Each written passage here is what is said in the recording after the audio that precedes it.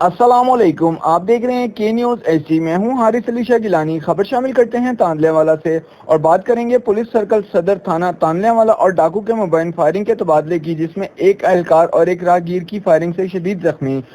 دونوں زخمیوں کو طبی امداد کے لیے اسپتال منتقل کر دیا گیا۔ 10 گھنٹے مقابلہ کرنے کے بعد رات کی تاریکی کا فائدہ اٹھا کر ملزم بچ نکلنے میں کامیاب۔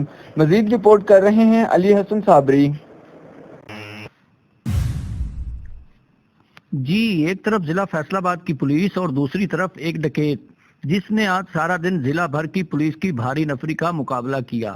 تھانہ گڑھ فتح شاہ کے علاقہ 621 گابے کے قریب 3 نامعلوم مسلح موٹر سائیکل سوار ملزمان نے ڈکیتی کی ایک واردات کی، جس کے بعد دوسری واردات کے لیے وہ دفتر موڑ تا وٹو چوک کارپیٹ روڈ پہ آئے، جہاں پہ البہادر فیڈر کے قریب ایک شہری سے موٹر سائیکل چھینا اور نقدی چھینی۔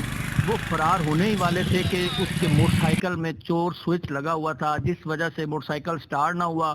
اس کے ساتھی جو تھے وہ وہاں سے فرار ہونے میں کامیاب ہو گئے، جبکہ جو پاس کھیتوں میں چارہ بناتی خواتین تھی انہوں نے شور شرابہ کیا۔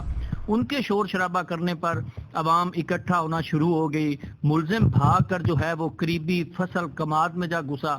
پھر سارا دن فیصل آباد بھر کی پولیس تھی اور وہ واحد ملزم 30 بور پسٹل کے ساتھ پولیس کا مقابلہ کرتا رہا۔